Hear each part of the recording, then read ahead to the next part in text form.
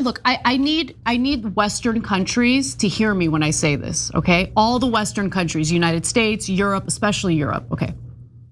I don't want to hear any whining about the Islamification of your country because of mass migration. As you aid and abet, or at best case scenario, just remain silent at what's happening in the Middle East because Israel wants to build their empire.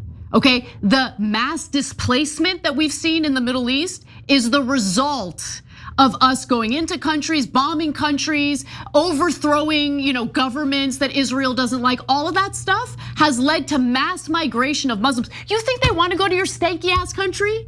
No, I think they would rather be in their homeland, but they can't live in their homeland because it's been bombed to smithereens. That's the reality of the situation. So if you don't want the Islamification of your country, how about you stop aiding and abetting Israel in their disgusting land grabs and empire building? How about that? Yeah, look. Some people, of course, want to live in lovely European countries. Look, Europe is awesome. I love Europe, but it makes me so angry that people are blind to what's happening, right? They think they're so high and mighty. They think they're so great, and it's like, oh my God, we're being invaded. No, you're aiding and abetting the destruction of these countries.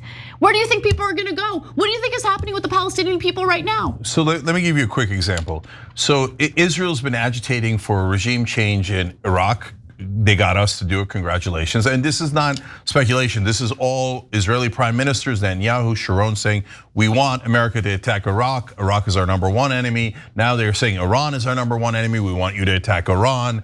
And they have said this for different countries in the Middle East. And they've been trying to destabilize the Assad regime for a long time in Syria. Now the Assad regime was terrible and dictatorial, right? So it had plenty of its own problems. But they were looking to destabilize it so they can grab Western Syria.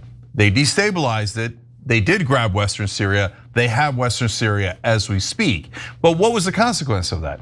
It pushed that entire war and that destabilization pushed Syrians into many countries, other Middle Eastern countries, other European countries. My parents' hometown in Turkey was near the Syrian border. Now it is filled to the rim with Syrian refugees. Yeah, that's what happens. People get displaced. So when you see the displacement of endless numbers of people from various Middle Eastern countries, ask yourself, why is this happening? Because I guarantee you, people aren't just deciding they're gonna leave everything they've known in their homeland and invade your country. That's not what's actually happening. If you want that to stop, okay, whether you're in Europe or whether you're in the United States, stop voting in favor of politicians that put Israel up on a pedestal and put their own people down, put their own people second. Because if you're gonna do the bidding of Israel, you're gonna keep getting mass displacement of people in that region of the world. That's the reality of the situation. Israel never suffers the consequences, everyone else does. Yeah. That's the reality of the situation. And look, there's a simple rule that Anna just said. Whether you're here in America or anywhere else, if you see a politician putting Israel above your own country, that's super weird. That's really strange. Vote them out. And you should know that they're not working for you, and that they're working for a foreign government, and you'd be nuts to vote for them. So if a politician is taking, here in America, almost all of our politicians are legally bribed. So the Israeli lobby, AIPAC is the head of it, but there's tons of groups, have legally bought almost all of our Congress. So so that's why they work for Israel. In Europe, if your politicians are doing it, you should wonder why.